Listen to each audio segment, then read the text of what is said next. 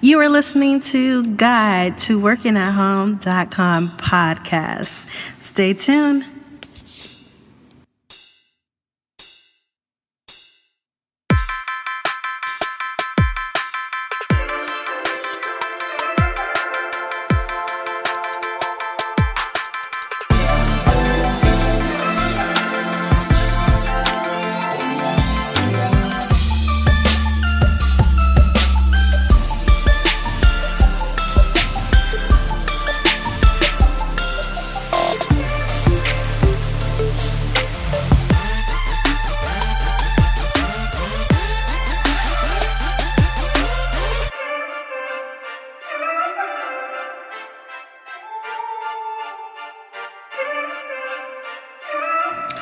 Hi, welcome to Guide to Working at Home podcast.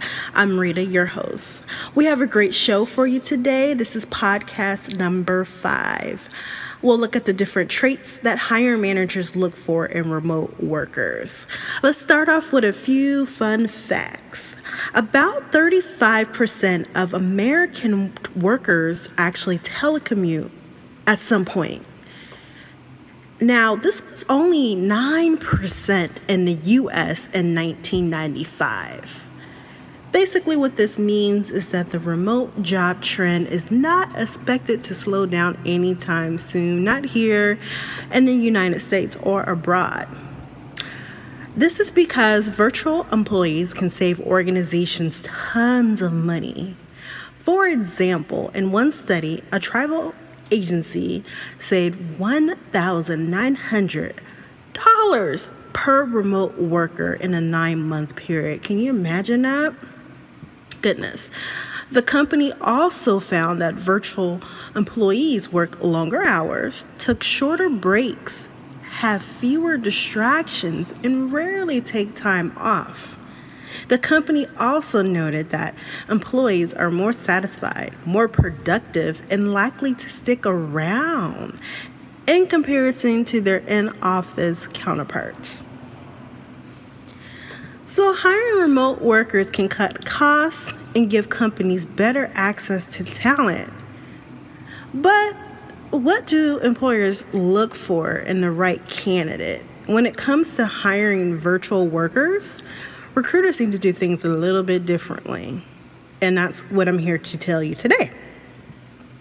Recruiting and hiring remote workers is different than hiring in-office workers. Although the duties and objectives may remain the same, remote workers need to have additional skills that allow them to telecommute successfully.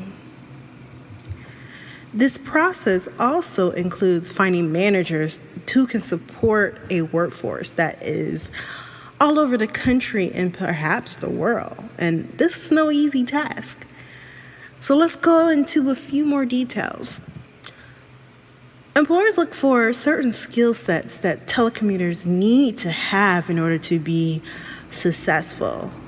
Although the focus seems to be and often looks like it's on soft skills and personality traits, which is partly true, but there's other things that employers look for to hire the right people for the job and for the flexible work environment. So let's go ahead and talk about some of these traits. The first one is trust. To work with others and allow people to work in a remote environment, the employer must have confidence in your ability to get the job done efficiently and effectively.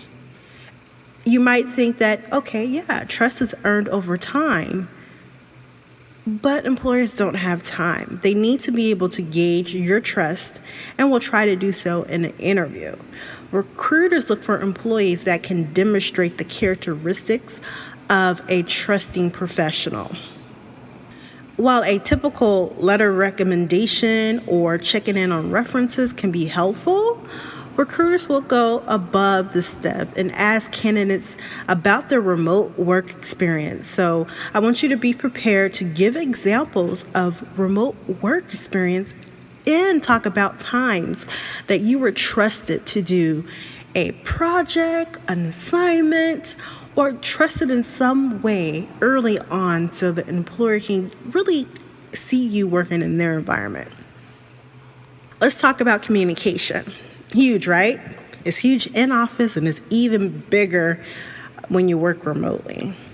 Having effective communication skills is necessary. Since it's so easy to get in that, the out of sight, out of mind mindset, it is so important that remote workers are proactive in their communication and can use different mediums to communicate. Employees and managers alike need to know when, how, and why to communicate with the rest of the team. You may find that a lot of companies will set policies or have a meeting schedule so everybody knows when to meet up and communicate. So you need to be proactive and make sure that you know, or you could talk about a time or a situation or a past employer where you met maybe weekly, or in some cases I had an employer that did a daily call every single day where you would actually go in and check in and do your work on camera in a remote environment. So you need to demonstrate that you're okay with that. And then just be prepared to talk about your communication style. And if you can talk about it in a remote environment, that's going to give you an upper hand. Let's talk about being tech savvy. No matter where you work these days, there are going to be some type of technology that you will use. And especially in a work environment that's remotely based, employees and businesses depend on technology to keep everything running and keep people connected. So whether a company has a tech department or not, in a lot of cases with small businesses that are run remotely, they don't have a tech department. HR professionals and recruiters will ask about your ability to troubleshoot technical problems that you may face. Of course, this doesn't require a certification or degree, but again, remote workers will be expected to have some type of knowledge to deal with minor technical issues. For example, knowing when to reset your router, knowing when to restart, update, and clean out your technology. Let's talk about self-motivation. This is huge when you work remotely. Employees are going to have to be able to work on their own, and they may not have a manager that is cheering for them every step of the way, right? To give them that positive feedback. So remote workers have to have the ability to be self-motivated, take initiative with tasks, and be proactive in problem solving. While working alone is a great way to be productive for some, it can be difficult for others, especially if they don't have the constant feedback to keep them going and moving in the right direction. So you have to be prepared to answer questions about your self-motivation. Let's talk about time management. Employer doesn't want to sit around and micromanage every single thing that every single employee does. I mean, they simply cannot, and especially in a remote environment, it's even increasingly difficult. So employers look for people who have good time management skills. So you need to be able to talk about how you manage your time and give situations and examples of this. Working alone, virtual, remote, telecommuting, work from home, they all mean one thing, right? Employees and managers will be working from home most of the time. So for some people, this comes naturally. But for others, it could be daunting to be alone for an extended amount of time. It could be stressful. So recruiters look for people's ability to not only work from home, but be able to focus and not have in-home distractions be an issue, right? So you need to be able to talk about your experience or your ability to be able to be focused. This is my favorite one, high levels of emotional intelligence. It is important in the office, outside of the house. It is also important when you work in a remote environment. Remote employees are a part of a larger team, right? We all contribute to our company's mission. So this is why emotional intelligence is so important. An emotional intelligence level of an employee can tell an employer a lot about your ability to collaborate with your coworkers, engage in clear and respectful online communication, be able to avoid confrontation, and establish and maintain relationships. This is so important when you work remotely. If you're not able to do these things, it's just companies will not be able to be successful. So you need to be prepared to talk about your emotional intelligence, and basically it's your people skills, right? Kind of your soft skills, being able to be social even if you do work from home or remotely.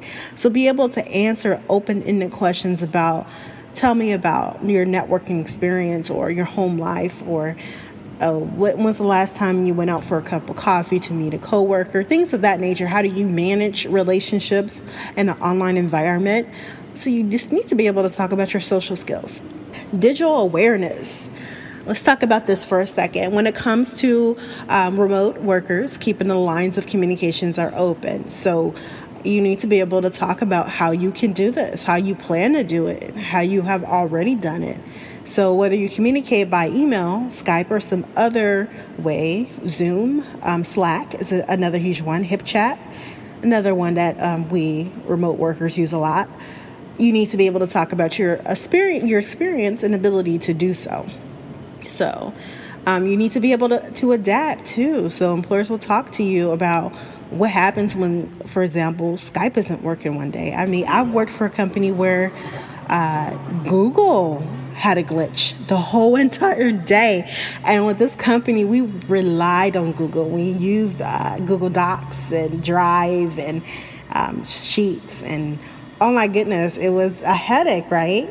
So what do you do in that situation? How do you keep trying to be productive? So the whole goal here is that because one technology system or platform fails, the whole entire communication process should not crumble, right? So be able to talk about your way and how you can just adapt in technology. Another one of my favorites is fortitude.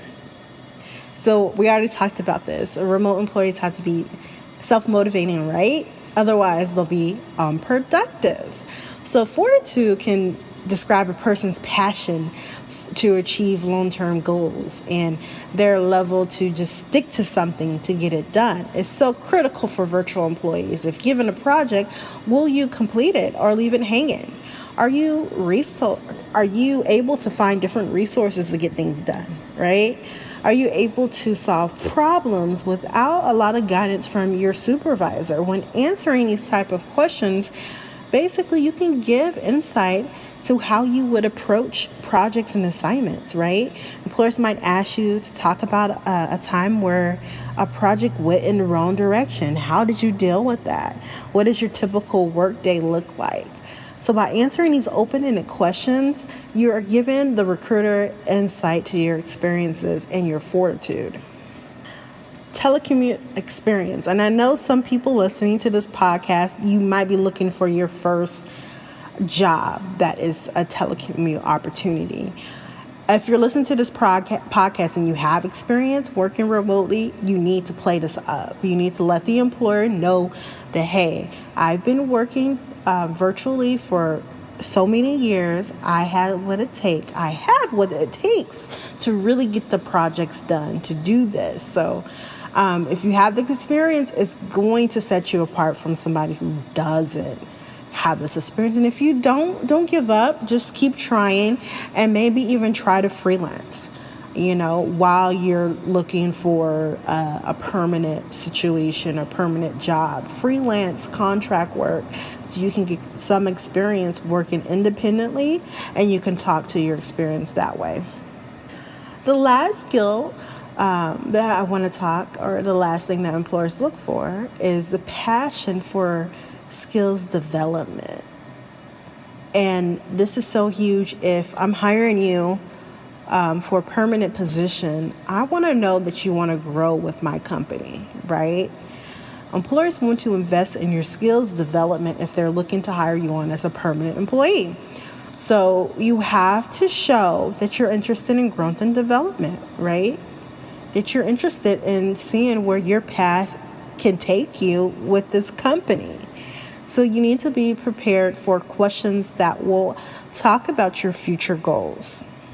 Now that you have some insight into how employers think and what they look for in remote employees, I hope you put this to use to find a remote job of your dreams. Until next time, thank you for joining us at Guide to Working at Home podcast, and we hope that you listen into our next episode.